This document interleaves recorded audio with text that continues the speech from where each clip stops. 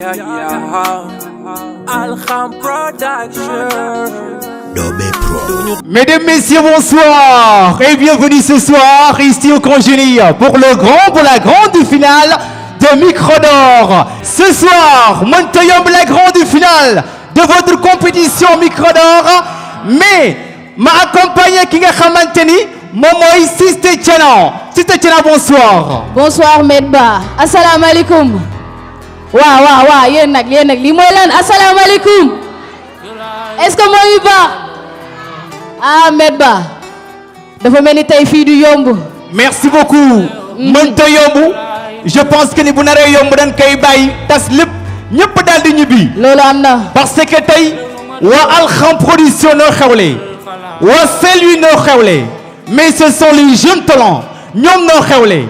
Micro d'Or, votre compétition 100% hip-hop et 100% de mbalax. mais ngeen koy suivre à travers Alham TV, la télé du Nord. Thiana. Medba balaa ñuy commencer lépp dañuy bàyyi ki nga xamante ni bu tey lépp yeggee moom la bu ñu demee ba toog fii organiser lii mu def ko entrée gratuite moom la. koo xamante ni moo jàpp alxam ba ñëpp nee déet mu ni waaw ni day dem barki sëñ Baara moom la wax loo ko wax mu ni sëñ Baara kooku la ñuy bàyyi mu ñëw présenter muy le DG. il se nomme tout simplement Jean-Ahmadou Ndiaye. tàccule que bu baax a baax. maximum d'applaudissements pour lui s'il vous plaît. salaamaaleykum. bon tey moom duma sama wax du bëre parce que dama kontaan quoi. bon di leen remercier yéen ñëpp ñu fi nekk. objectif bi li taxoon ñu doon tëgg lii la pour sunu xale yi am benn préoccupation am si lu nu jàpp. bon les nouveaux talents ñu jàppale leen ba ngeen xamante ni tey Ndar war na mën a yegg fu ëpp fii ci art et la culture.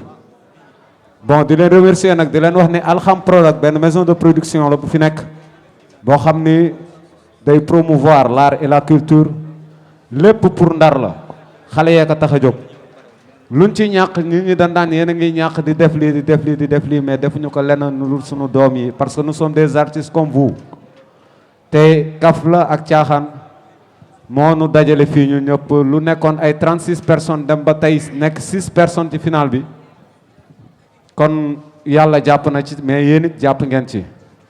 ndax bu njëkk ci biir néeg lañ ko doon def ci biir sàllu Alham TV dem ba génne ko def demi final bi ak final bi fii biir Cangénie.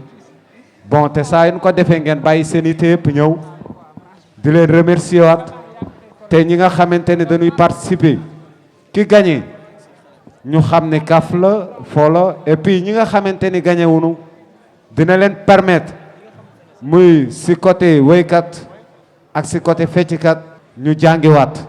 ndax jàngi du wees te ñi ci nekk nag te di jàng woy nanu jiital école parce que école mooy lépp nit tey loo mënti def te jàngoo tuut as tuut boo génnee dem tournée en Europe wala nga dem faneen da ngay sonn rek léegi di leen remercier te di leen bàyyi ak public bi di leen gërëmaat encore une bonne fois pour toutes di gërëm tamit waa Alham TV parce que boobu ba tey ñoo ngi jàpp organisateurs yi ak organisatrices yi ak sunu jury yi parce que ñoom it ñoo ngi biir Alham di ci jàpp te yéen ñëpp tamit di leen ñaan ngeen dem abonné di ci chaîne Alham TV mooy la télé du Nord seen yëf la art et la culture moo ko tax a jóg te yéen jeunes yi yéen a ko moom.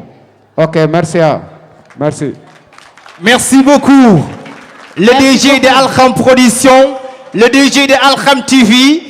je pense que ni li mu wax leer na donc ça c'est magnifique lii c'est exceptionnel moom mi nit la koo xamante ni je pense que ni lu muy liggéey fii ci région Saint-Louis dafa leer nañ ba noppi mu doon exceptionnel jël ay xale yu am talent ci wàllu hip hop wàllu musique indi leen dafa leen compétition et compétition bi dafa ñur ak seen petit gàlle mais moom xaar ci kenn c'est lui qui défonce lépp li nga xamante ni xew na fi rek wala am na fi moom moo ci taxaw ànd ak waa Alham Production ànd ak waa Alham TV Thiana fa lañ jëm.